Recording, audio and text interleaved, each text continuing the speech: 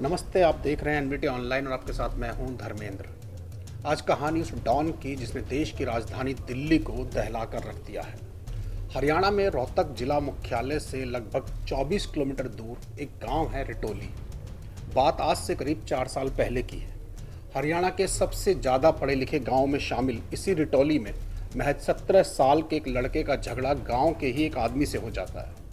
झगड़ा इतना बढ़ता है कि स्कूल में पढ़ने वाला यही लड़का कहीं से कट्टा लाकर उस आदमी के ऊपर गोली चला देता है। पूरे गांव में हल्ला मच जाता है। दिन दहाड़े हुई फायरिंग की खबर सुनकर पुलिस की गाड़ियां भी गांव में पहुंचती हैं और इस लड़के को गिरफ्तार कर लेती है।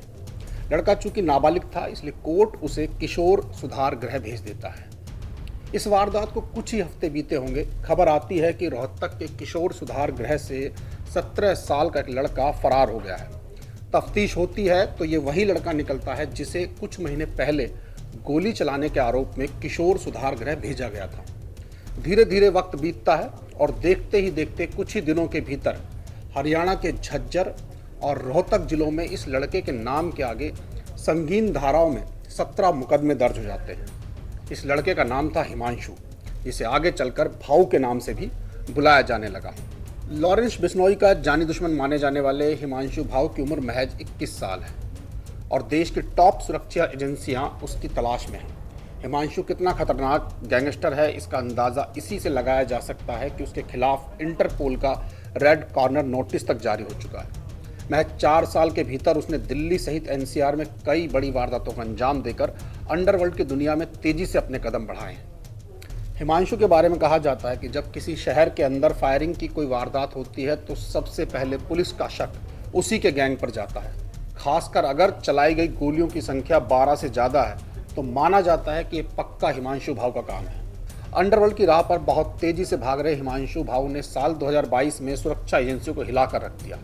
3 मार्च, 7 मार्च और 28 मार्च महज 24 दिनों के भीतर उसने अलग अलग जगहों पर हत्या की 3 बड़ी वारदातों को अंजाम दिया।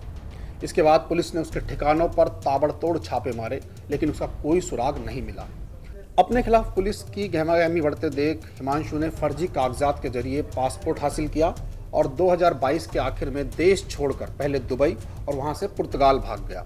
साल 2023 में सीबीआई की मदद से हरियाणा पुलिस उसके खिलाफ इंटरपोल का नोटिस जारी कराने में कामयाब रही। हिमांशु के खिलाफ रेड कॉर्नर नोटिस जारी होने के बाद उसके ठिकानों पर फिर से छापेमारी हुई। इस पूरे ऑपरेशन में एनआईए के तकरीबन 500 अधिकारी शामिल थे।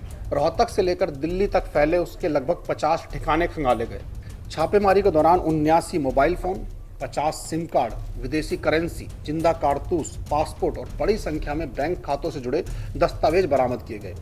हिमांशु भाऊ को पकड़वाने वालों के लिए 2.5 लाख रुपए का इनाम घोषित है। इनमें से 1.5 लाख रुपए हरियाणा पुलिस और 1 लाख रुपए का इनाम का ऐलान दिल्ली पुलिस की तरफ से किया गया है। दिल्ली एनसीआर में हिमांशु भाऊ की गहरी पकड़ का एहसास उस वक्त हुआ जब उसके गुर्गों ने राजधानी के द्वारका इलाके में एक बिल्डर के दफ्तर में घुसकर 40 राउंड से ज़्यादा गोलियां चलाई। जबरन वसूली के मामले में ये वारदात साल 2023 की सबसे बड़ी आपराधिक घटनाओं में शामिल थी।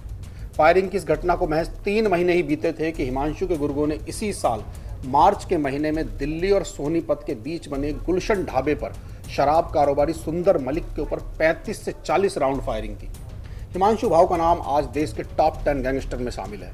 साथ ही उसे बम्बिया गैंग और कुछ खालिस्तानी समर्थक गुटों का सपोर्ट हासिल है। आज के लिए बस इतना ही। कल आपसे फिर मुलाकात होगी, तब तक के लिए नमस्कार।